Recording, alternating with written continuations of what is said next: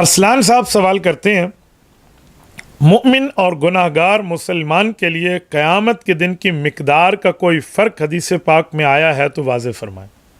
ارسلان صاحب، آپ کا بہت اچھا سوال ہے۔ میں احادیث پاک آپ کی خدمت میں اس مسئلے پر پیش کیے دیتا ہوں۔ مشکات شریف میں حضرت ابو سعید خدری رضی اللہ تعالیٰ عنہ رسالت مآب علیہ الصلوۃ والسلام کے ایک فرمان عالی شان نقل فرماتے ہیں۔ یہ مشکات میں حساب قصاص اور میزان عمل کے بیان کے تحت حدیث پاک موجود ہے۔ حضرت ابو سعید خدری رضی اللہ عنہ نے جو تفصیلی حدیث ذکر فرمائی ہے، یہ اصل میں سورۃ المطففون سورۃ نمبر 83 کی آیت نمبر 6 کی تفسیر ہے، جس میں رب کریم فرماتے ہیں یوم یقوم الناس لرب العالمین، جس دن تمام لوگ اللہ تعالیٰ کے سامنے کھڑے ہوں گے حساب و کتاب کے لیے۔ بہت بڑی بات، بہت بڑی بات، اللہ تعالیٰ کامیاب فرمائے۔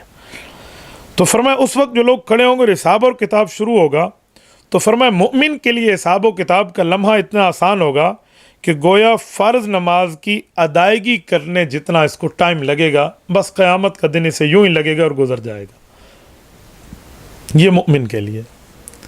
اس کا یہ مطلب نہیں ہے کہ دن ہوگا اتنا، اسے محسوس اتنا ہوگا، اسے لمبا محسوس نہیں ہوگا۔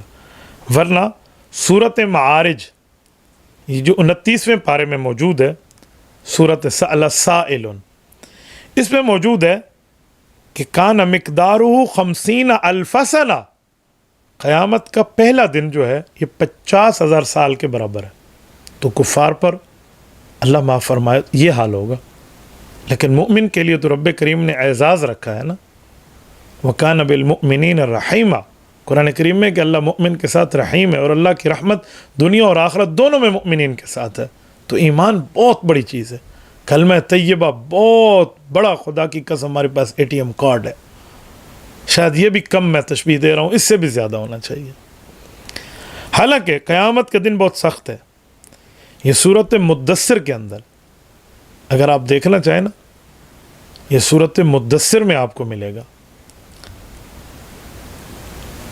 فَإِذَا نُقِرَ فِي النَّاقُورِ فَذَلِكَ يَوْمَئِذٍ يَوْمٌ عَسِيرٌ عَلَى الْكَافِرِينَ غَيْرُ يَسِيرٌ۔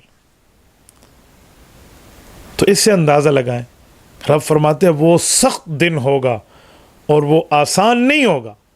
ہاں آسان ہوگا تو غیر کافر کے لیے، یعنی مسلمان کے لیے۔ تو اس سے سمجھ آیا کہ رب کریم کا کرم، فضل، احسان، امتنان کہ اللہ تعالیٰ مومن کے ساتھ مقدار کے معاملات میں کتنی اچھائی فرمائیں گے۔